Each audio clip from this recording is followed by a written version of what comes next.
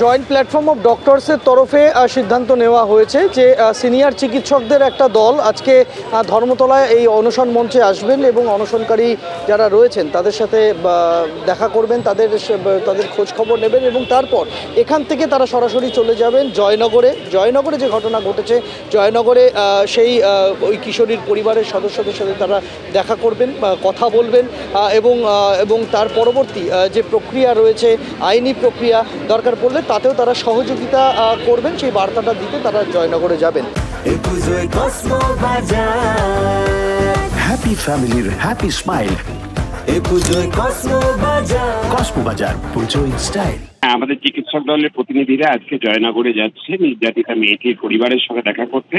আসলে রাজ্যের পুলিশ বান্ধব প্রশাসন, অপরাধা এবং হচ্ছে যে এই অসংবেদনশীল জনপ্রতিনিধিরা তারা এক সূত্রে বেঁধে দিয়েছে এই দুটি ঘটনাটাকে। আজকে করে যা ভূমিকা শাসক দলের, জনপ্রতিনিধিদের এবং পুলিশের, আর জয়নগরে যে ভূমিকা, এই ধরনের আক্রমণ যেখানেই বাড়ছে অপরাধীরা ভেবে নিয়েছে তাদের স্বর্গরাজ্য, আর প্রশাসন ভেবে নিয়েছে তারা অপরাধীদের থেকে লড়বেন না, তারা প্রতিবাদীদের কণ্ঠরোধ করবেন, তো অপরাধীদের সাহায্য করবেন। ফলে প্রতিবাদ আমাদের জারি থাকবে। আমরা জয়নগরে যাচ্ছি, যেখানে যেখানে আক্রমণ হবে সেখানে আমরা হাজির হব। সিনিয়র চিকিৎসকেরা সিদ্ধান্ত নিয়েছেন যে তারা যাবেন জয়নগরে, সেই পরিবারটার সাথে দেখা করার চেষ্টা করবেন। এই আরজিকরের ঘটনা এবং জয়নগরের ঘটনা, এই দুটোকে কি আপনারা এক সুতোয় বাঁধতে চাইছেন? দেখুন, এক সুতোয় বাঁধার থেকে বড় কথা হচ্ছে যে দুটো ঘটনা প্রথমত দুর্ভাগ্যজনক, এবং জয়নগরের যে ঘটনা ঘটেছে আমরা দেখছি বিগত কদিন ধরে আপনাদের মিডিয়া মারফত, সে ঘটনা অত্যন্ত দুর্ভাগ্যজনক। দুটো ক্ষেত্রেই একটা জিনিস কিন্তু কমন, দুজনেই মহিলা এবং দুজনেই পড়াশোনার জায়গায় গিয়েছিল। আরজি করে যে মেয়েটি যে অভয়ার সঙ্গে ঘটনা ঘটেছে, সে ওখানে কাজ করছিল, সে শিক্ষানবিশ, তার সঙ্গে এই ঘটনা ঘটেছে। এবং আজকে জয়নগরে যে ঘটনা ঘটেছিল সেই মেয়েটি টিউশন থেকে ফিরছিল, যতদূর আমরা জানি, আপনাদের মারফতই আমরা জেনেছি। সেই ক্ষেত্রে দাঁড়িয়ে নারী এবং শিক্ষা এই দুটো যে যারা থ্রেড কালচার চালায়, যারা সমাজে থ্রেড কালচার চালায়, যারা আরজি করে থ্রেড কালচার চালায় বলুন, সব দুজনের ক্ষেত্রেই এটা ভয়ঙ্কর। তাই জন্য তাদের উপর আক্রমণটা তারা বেশি।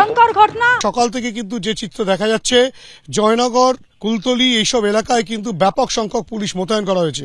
কিন্তু সবচেয়ে বড় বিষয়, যেখানে খুন হয়েছিল, যেখানে ধর্ষণের অভিযোগ রয়েছে, ধর্ষণ করে খুনের ঘটনা একজন চতুর্থ শ্রেণীর ছাত্রীকে, সেখানে তোমাকে দেখাবো, ক্যামেরা পার্সন অপূর্বকে বলবো সেই ছবি দেখাতে।